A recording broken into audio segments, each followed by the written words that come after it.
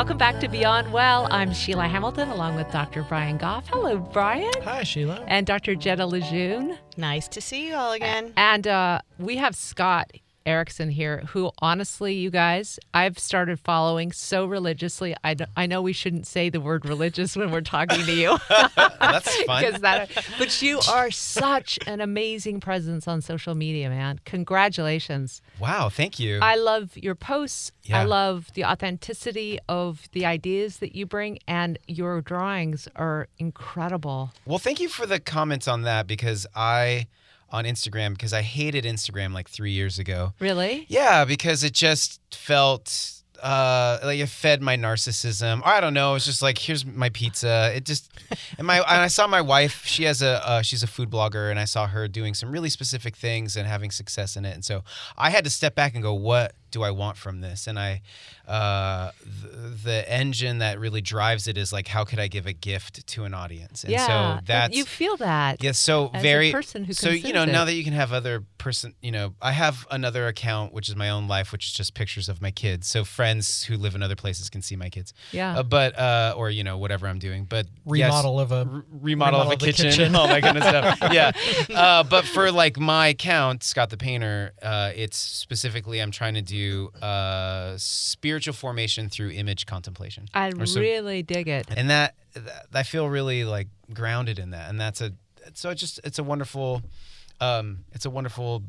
time, I guess, in that I'm having, like we were talking before, I'm having to make some adjustments. I've been traveling too much. My daughter one time was like, "You're going away again," and those are the worst. Yeah. So yeah, next year I was like, you know what, just no more than twice a month, and and also like I've also, all that said, I've felt like very kind of lonely in the last season, and I wonder if it's just because everybody thinks I'm gone all the time.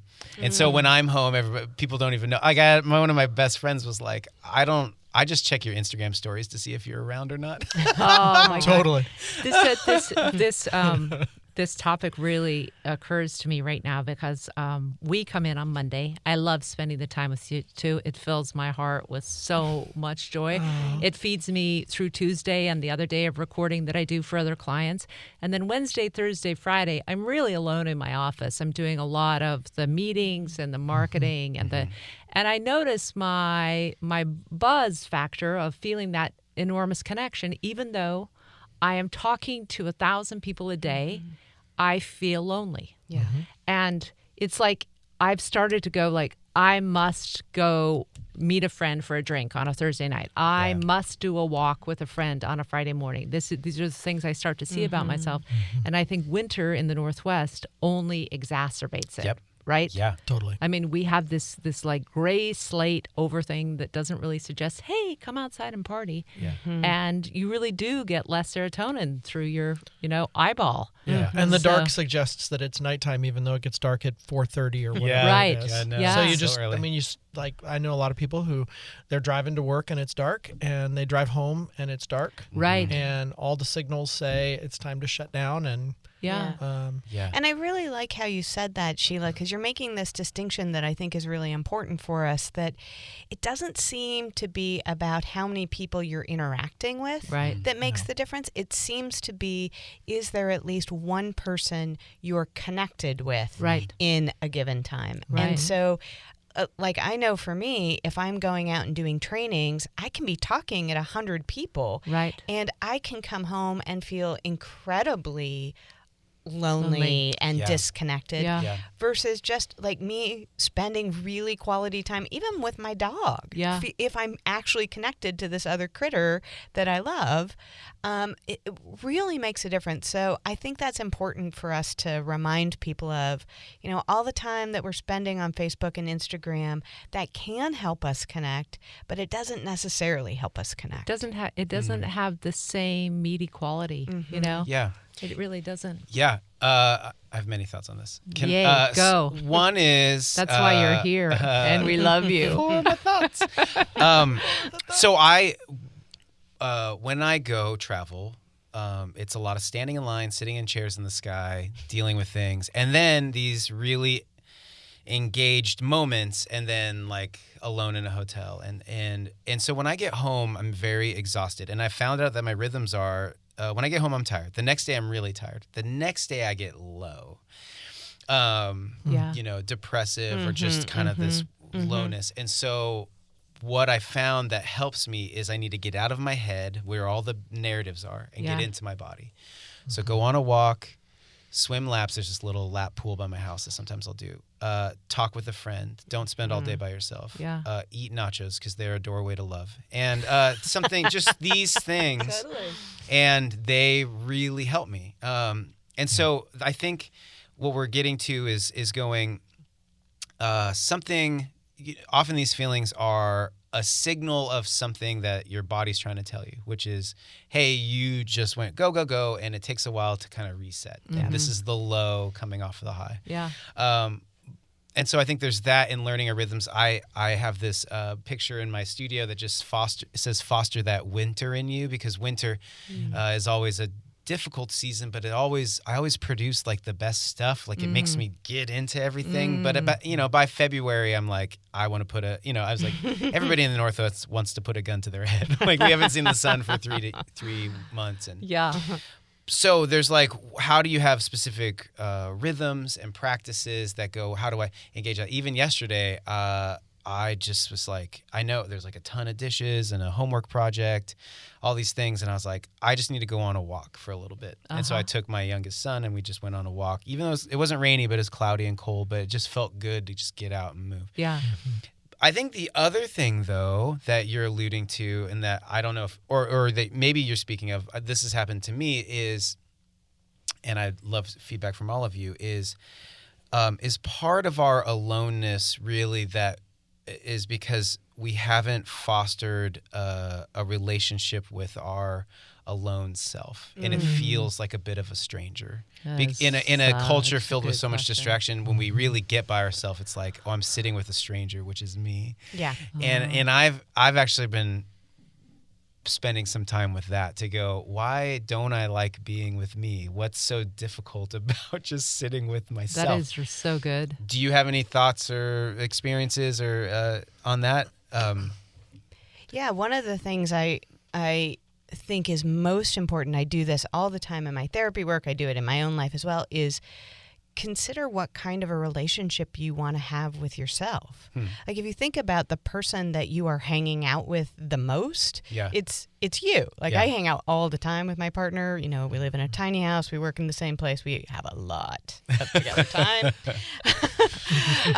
But even with him, I spend more time with me than I spend with him. And yet so few of us just consider like, how do I want to be in my relationship with myself? And who is this person that I am relating to? What do I like about her? What does she like?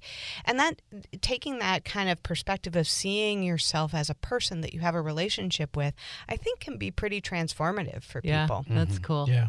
I think sometimes people have this idea that being alone with themselves means just being alone with your mind.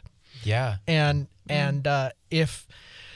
if the brain is, if the mind is more of a master than a servant, then it's like, I'm not sure if I'm going to like what my mind tells me. Yeah. And a lot of people are pretty self-critical.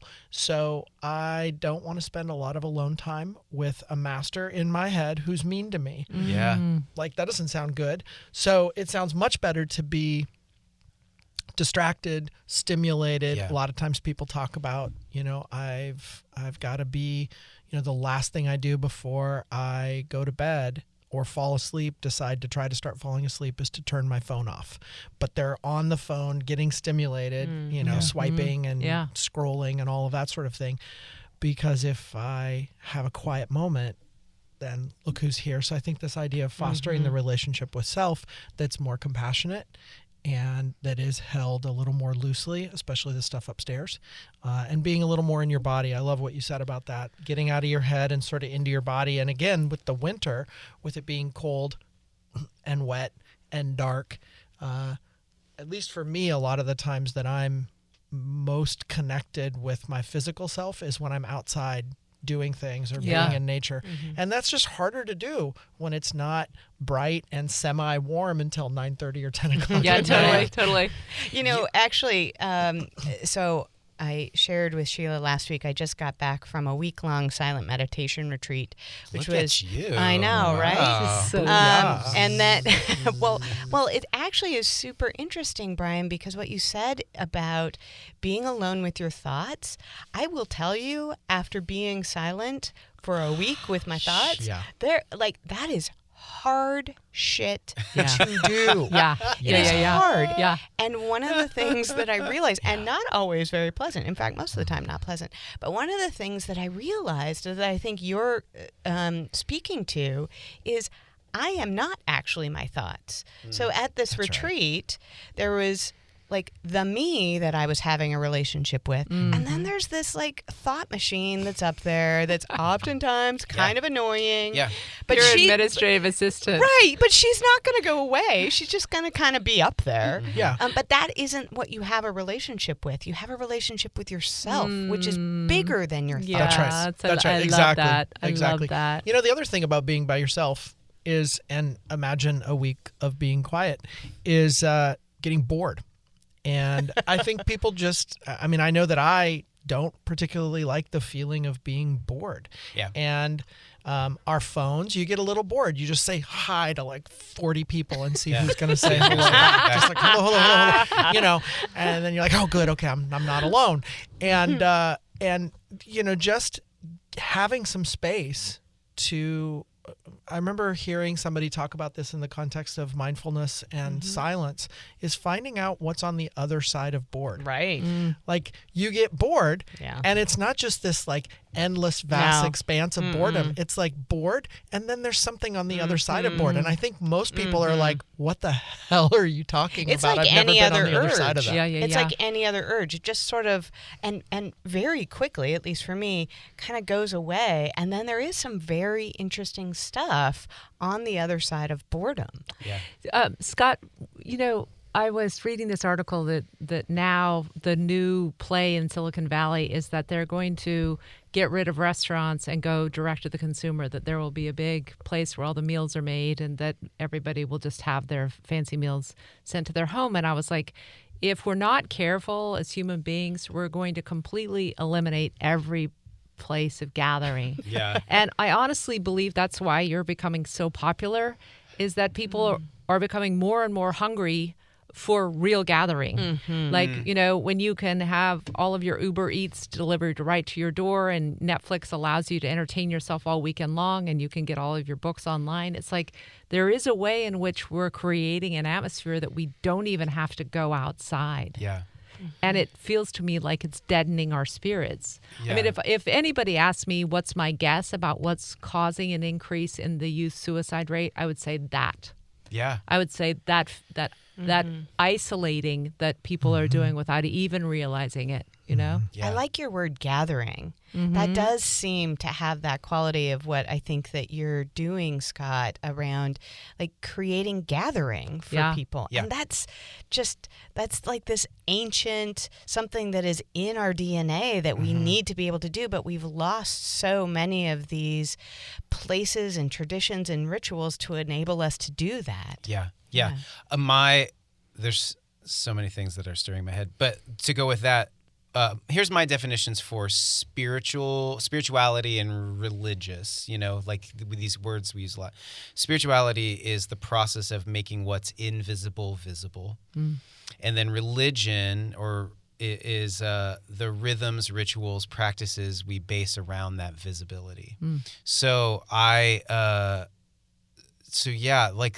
with this thing I'm doing called Say Yes, there's people who are like, I'm in New Zealand, I can't make it to one of your shows, although we're talking about New Zealand, but like, so they're like, do you have it videotaped? I'm like, yeah, but I do, but like a big part of it is being there. And there's this like, it is videotaped and I'm working on editing that and putting it out there, but because it'll be like over a year and a half that I've been doing it, but it'll be like, I really want you to come because it's about being there with other people participating in these things. And that's what we really want, is this kind of, I want to create like in a way, like a weird ritual, which is, even though it's like storytelling and stuff, but it's about being there. And that's way more interesting than just watching something on a screen. Yeah. Although the content can be helpful, which is also a consideration. Is like, how do I get helpful content out to a larger audience? But I was like, I don't want to bypass the actual experience, because maybe just being there is more of the experience. Yeah. Did you? And I think that you've maybe all have read this, but I just recently finished Johann Hari's book called Lost Connections. Have you read this book? No, I'm writing What it down. am I bringing something new? Yes. Oh my gosh! Yeah, that's so awesome. I heard a talk of his, and it was a talk. It's, if you look on podcasts, you just say like, why we're the loneliest society, and he did a TED talk and stuff. But he spent 3 years researching how do we have depression, like what leads to depression. So he found 9 kind of catalysts for that. 2 are biological, 7 are environmental. Wow.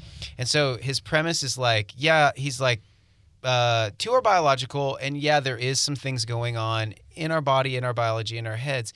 But he's like, the main, and you were alluding to this, the main narrative that your brain chemistry is off and you just need to take a pill is not true.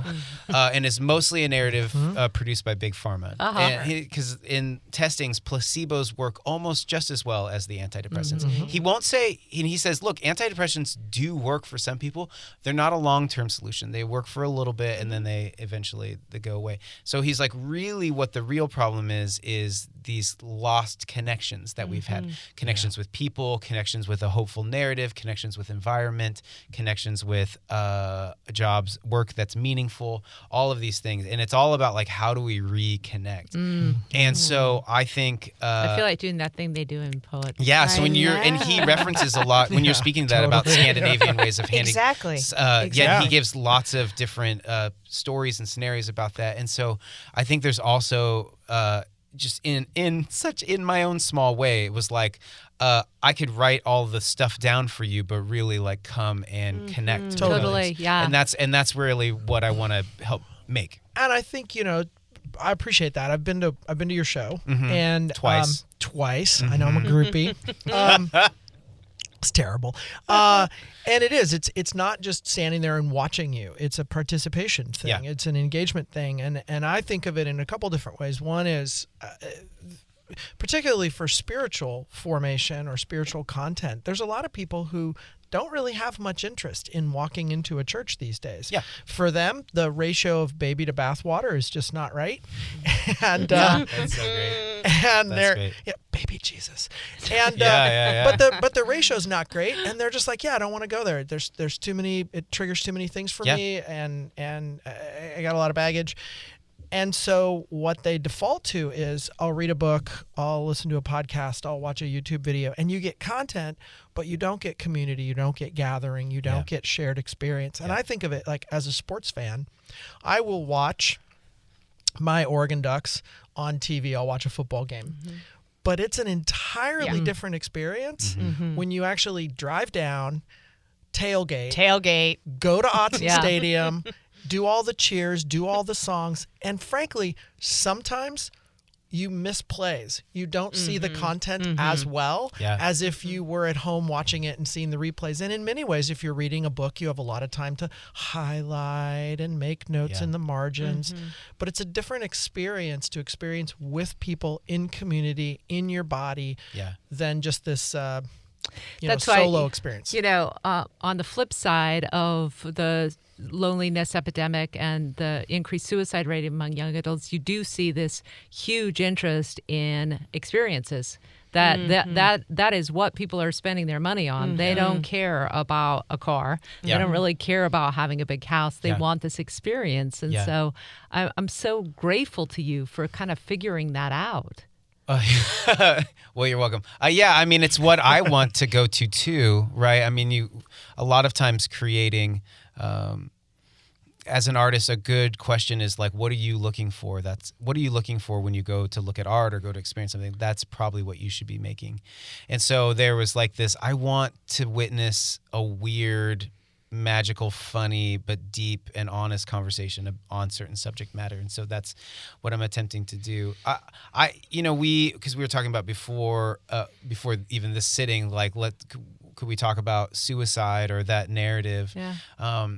And I think there's many, many factors, and you all know as doctors and smart people, there could be traumatic experiences and those kinds of things too. But I think also that it's just what it was in this Lost Connection book that it corroborated something that I intuitively was like, is there a rise in mental health, or is our just society becoming like sicker and sicker, and more people are like, I can't do this anymore. I don't know how to live in this culture. And that's what a number of authors are kind of saying, where we're like, even in Lost Connection says like, we have these sick values. Like he's like, you look at thousands of years of philosophers and they'll tell you that, there's no satisfaction in wealth and success, like the deep, intrinsic things you want.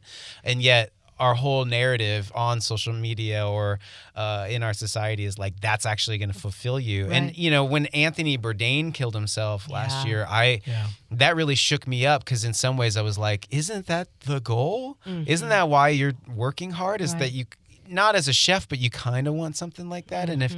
And if his conclusion is, I don't want to be here either, like that, it made me really have to go, well, what are you wanting from this, and what keeps you going? And so I wonder if, like, from my experience in talking with people is a number of things, but we could start with the religious side. One of the things I address in the show is just like, and maybe I don't say it this way, but I'll say this from my own thinking about it, is that I think suicide is really tough for organized religion, because it confronts the product-based pitch that religion mostly relies on, which is, if you get this thing, your life will get better. Mm-hmm. And to use metaphor, I'll be like, look, I have Jesus in my heart, but it doesn't necessarily mean I haven't want my heart to stop working. It's not the solution in that way. I mean, like, there are other things that I needed to address, but to go, this belief system is a catch-all to a lot of things, from chemicals to environment to narratives. I tell myself, like, there's other things that I have to pay attention to and work on. But often in the religious communities, we just go, that's the answer to everything. And it's like, no, it's not actually. It's not. I mean, like, there's a deeper conversation of identity that is at the core of most of our conversations that I think that speaks to, and that's where it's really helpful, but it isn't in other ways. So I think that is one of the things that's why I think organized religion isn't really giving us anything right now in this conversation, because it's afraid of it. And then I think also maybe there are a number of things. I'm not on teen suicide hotlines. This is just from my own experience. But I think there's some things where it's like, I wonder if people who are alive and younger than me are going, what kind of future is there actually for me? Sure. There's the narratives of like the earth is spinning is going in a traumatic way into worse and worse, and there's nothing we can do about it. So what does my future look like? Yeah. Like, what are the economics and the things, like, is there a way to have a job that's fulfilling, and what is that? There's so much unknowns. So there's and I think just even the imagined opportunities of becoming an adult are very few and uninteresting, and so there is no invitation into getting older that anybody's interested in. Yeah. Do you guys ever read Humans of New York? That great. Yeah. It's wonderful. Mm-hmm. Yeah. There was a young kid. You know how they always kind of do their spiel, and then they put the picture on, and his whole spiel was, I think I've figured out adulthood, and after about the age of 17, your life really sucks, because that's when you have to really crack down. You're supposed to get into a good college, and then the point is get the good job that, traps you in a cubicle for the rest of your life. Yeah. I mean, you adults think that this is something I want, and every adult on that page was like, yeah, kid, you kind of figured it out. And I was like, wait, we need better role models. No. Yeah. You know, we Yeah, need absolutely. artists and writers and people who have figured out how to live meaningful lives, Yeah. not Kim Kardashian lives. Yeah. You Yeah, know? we're also I think that's true. Like, I remember the only time I worked at a corporate office, I worked at this I worked at a design agency. You know, it was like casual hipster corporate. But like business casual dress was at this I worked for World Vision, a wonderful nonprofit, really large. I worked for their headquarters in the US. And I remember like all of a sudden I had a commute and I had to be in traffic, and then I went to this ugly ass cubicle land that I hated. Yeah. And I remember talking to my managers, just being like, ugh, something about that, like the commute was awful. And he goes, well, welcome to adulthood. And I was like, nope. I was like, a version of adulthood. Yeah. There That's are right. there are other amazing adulthoods to be lived in. And so Yeah. I think a conversation about like what actually could, like, I have a great adulthood. Me too. We're this here- is the too. best Totally. time We're of my here on life. a Monday, I know. just sitting, Right? talking. Yeah. This is great. I know. Right. I know. I really think part of the responsibility of adults is to say, like, this prescribed thing that you're getting around what adulthood is supposed to look like is just a tiny sliver of the possibilities. There is not You one know? track. Yeah. There is not Totally. one track. That's right. Yes, there's not one track, and so I think giving a vivid imagination to teenagers or young adults to go, actually, adulthood can be really dynamic, and Totally. and there's lots of things, but also understand. And here's another thing that I've started speaking to a little bit. It's actually in my talk that I'm doing on Thursday in Austin, but is doesn't reality feel a little bit boring? Because like.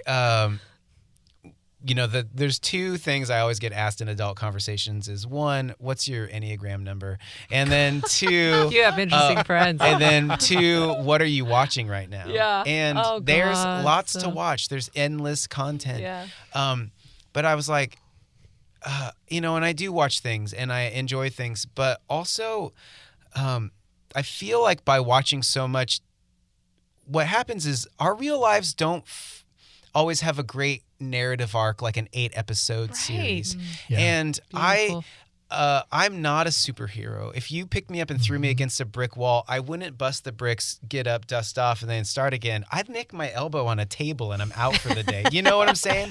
And so I've, you know, in the name of entertainment, I'm being pitched, I'm being incepted an idea of what I should expect Yeah. my life to be. And it interesting. never meets up Yeah. to production companies, what they can create. Yeah, no doubt. And so I wonder if we're like, you know, it's like death by paper cuts. We're building into this, like, man, life feels really uneventful and boring. And so my own practice, and I love what you said earlier, Brian. I was freaking out, like I want to get my journal and write this down about spending time with ourselves, but maybe not spending time with, like, we can spend time with our minds and we should, but we can also spend time with our bodies. Yeah. And I have certain things. Like, one thing is, like, whenever you find yourself in a situation, just try to hear every sound that's going on. Exactly.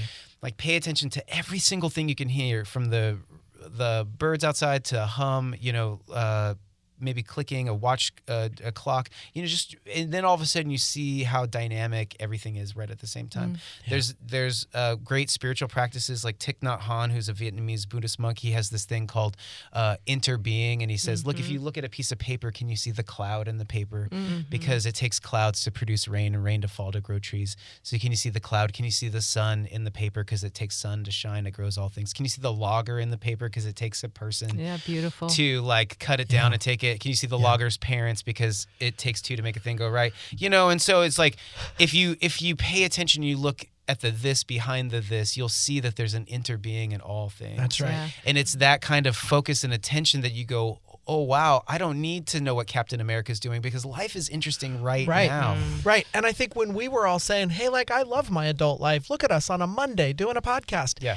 And then you're going to Austin on Thursday. And I think there are people listening who are like, yeah, screw you guys. I have a 9 to 5 job. I had a 45-minute commute. Yeah. And what we're talking about is the magic in the mundane instead of the tyranny of the mundane. Totally. Yeah. Well, it's great. I have a friend who's, just fabulous, who, if everyone was staring at the Eiffel Tower and taking pictures of the Eiffel Tower, she would be pointing down at a crack in the sidewalk saying, look at that flower, and taking a picture of that. And there's enough of that beauty and enough of the magic of life in the mundane that if you tune into it in a piece of paper, or the sounds of the gravel on my tires when I pull out of my driveway, or whatever, I will have a cup of coffee some mornings and click on CNN, or I get a cup of coffee and I sit out on my little balcony and just feel the temperature difference of the outside from the inside, and watch a little bit of the colors of the sky as they change when the sun is coming up. Do you want to know something? I was so into what you were saying that I blew past my appointment.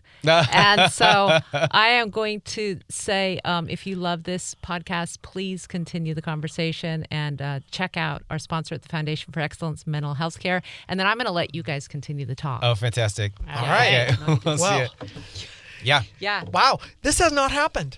This has not happened? We're- You've never gone we're over? hostless. No. We've We're never going been rogue. hostless. We're going rogue. We're going rogue. Well, we man. can really go anywhere. Oh, I love it. Two-piece. Yeah. And I think with the commuting thing, where people go, well, you don't understand. This is what I'm doing. It's like, well, what agency do you have in commuting? Like, I had a commute from Vancouver to Portland for a while, and I started riding a bike. It took longer. It hurt. I got sweaty, but I tried that. And then I tried riding with friends or riding with other people. Like, there's so many built-in assumptions of like, this is the only way to do it. It's like, okay, you have to get to work. What are all the imagined ways you could get to work that you probably didn't think about? Might take longer, but what if they became more dynamic? Even just starting with the work part, like so many people make this assumption that I have to have a particular job that makes a particular amount of money because I have to buy a particular house and have particular car and all of this stuff. And there's this actually fantastic book called Your Money or Your Life. And it takes you through this. Do you know this book? It's an older book, It's right? older book. Yeah, it's an older much book. older. I totally have it. It's I've read it. such a great It's a book. great book. Yeah, and it just kind of takes you through this intentional process about not that material things are bad, but it does mean that if I have the bigger house or the fancier car, it means I'm going to have a particular job. Yeah. And if I choose not to have that stuff, then I have a little bit more leeway in how I spend my time about earning money. Yes. So I've never met anybody There reference you that go. book. That's it's amazing. A great it is magical. classic. It's a magical moment. Magical moment. Yeah, even in the Saint Francis, the Legend of Saint Francis, like when he had this transformational experience, and his dad brought him to court because he owed him a debt, and it said that he took off all his clothes and gave it all back to him, and it's like, here's all my money, here's everything you've ever given me. I don't. You can have it. If that's what you want, you can have it. And he walked out of the courtroom naked. And he chose a vow of poverty because he was like, in order to be free in the world, this is the one thing that I know I need to specifically choose not to have. Sure. And so he chose this way because he was like, I want to be free in the world, and this is going to be my greatest hindrance. And that's not the path for everybody. And, because like, even I read a couple books about him, and I was like, they would beg and stuff like that. I was like, yeah, so that baker had to get up at 3 a.m. and bake bread so that somebody could buy it and then give some of that to the beggars. Sure. Like, it takes people to do things in society and stuff like that. But you're exactly right. It's like, what is the premise of why you're doing all these things? Yeah, and there's more than one path. There's more than one path. Yeah. You can have a fantastic way of being if you're okay with being thrifty and not competing with the Joneses and all these kinds of things. You can even appreciate your 45-minute commute in traffic if you see it as a choice. Yeah. And that's part of the problem is that people are not seeing, I actually am choosing to have this commute because I want to have this or be able to do that with my life. And then that sense of choice in our life at least gives us a sense of agency and some flexibility. Oh, I could choose something different if I want. And right now I'm choosing this. Yeah. And sometimes you're choosing what you're doing. And as I was saying before, when the person's listening saying, I have my 9-to-5 job and my 45-minute commute, we do get to choose how we see things. Absolutely. We get to choose, when I'm at the grocery store, I can either think about how enormous it is and how there's too many spots on the aisle dedicated to laundry detergent and be irritated by that and the lines at the checkout stand, or I can sort of notice all the humans that are in the building with me and imagine what their days and their lives have been like and what they are going to and how this is kind of, I know it sounds a little strange at a grocery store, but just kind of like it's kind of a magical gathering of people buying the sustenance. Oh yeah. I've been traveling a lot, so I fly a lot, and look, delayed flights are annoying. I've had a consistent Sunday night I'm gonna be home at 6, and I get home at 12 because my flight's delayed, and it's really lame. But I was just on a flight, and we made it, and we were talking, but I was like, I was talking to these people. I was like, look, there's 7 million pieces in this plane to make it work. And if one of them goes wrong, basically what they're saying is like, hey, we're going to have to delay you a little bit because you won't die today. So we're sorry. In order to do this trip, we're gonna ask you to wait another hour because we're gonna get you there without dying. And then the trip we're doing 200 years ago would have taken you a month. Some people would have died on the way. Exactly. You might have You ever play that game, the Oregon Trail? Yeah, exactly. We don't have to do that because of this plane. The fact that all of this is happening is amazing. The fact that you check in a bag and then you stop in a town and then you go to another. I do a lot of, because I'm on Southwest, a lot of layovers. And then you get another town and then this bag emerges out of a hole in the wall.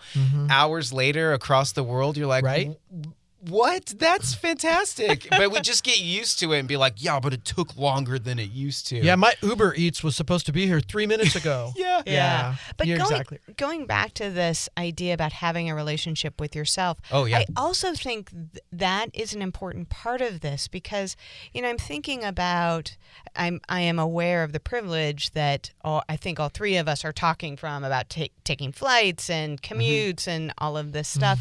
And there certainly is privilege in that. And I'm thinking about, the mom who's working 3 jobs to put food on the table for her kid. Yeah. And one thing that even that person gets to do is pause and notice who she is as she's doing what she's doing and what it's in the service of. That's right. Being able to pause and just have appreciation for yourself of, I'm doing this as a way to care well for my kids. That's right. And so even if there is no magic in the people that are in the McDonald's line, you have this relationship with yourself that you can appreciate what I'm doing is in the service of something bigger than me, more important than just me. It's in the service of my values. Yeah. And that may be caring well for your kids or the environment or whatever it is.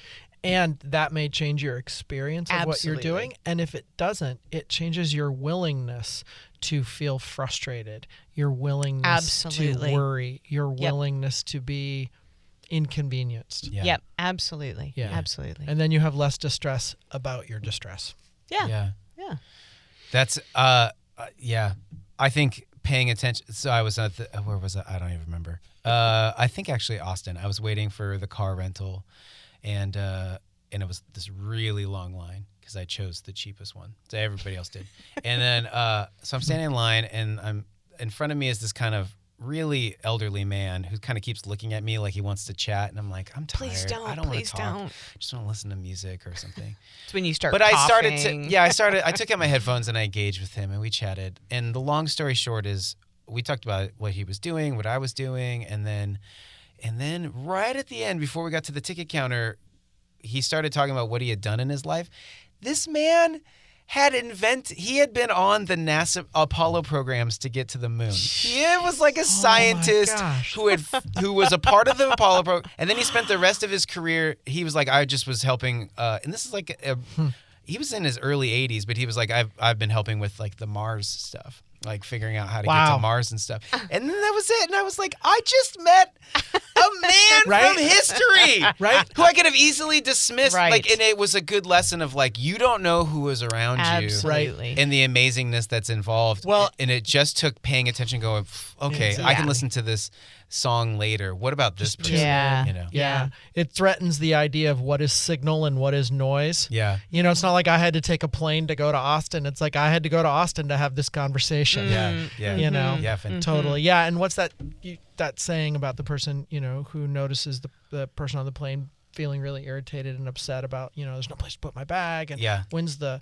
steward coming by so I can get my drink and all that. And it's like, you know, the person's heading off to Hawaii or whatever. And it's like, dude, if you're this upset on the plane, the beach ain't gonna save you. No. That's so true. That's so true. Yeah. All right. Well, hey, we don't have a host, so That's okay. Yeah, we do. don't really know His name's Brian. Oh, today. Yeah, Stop Brian, it. here we go. So, hey, thanks for listening to Beyond Well, and check us out on all of your platforms. I don't really know how to wrap this up, but that's okay, because next week we'll have Sheila doing it. Yeah. Bye-bye. Thank you very much, Scott. Yeah, Thanks, great being Scott. here. Great hanging with you guys. Bye-bye.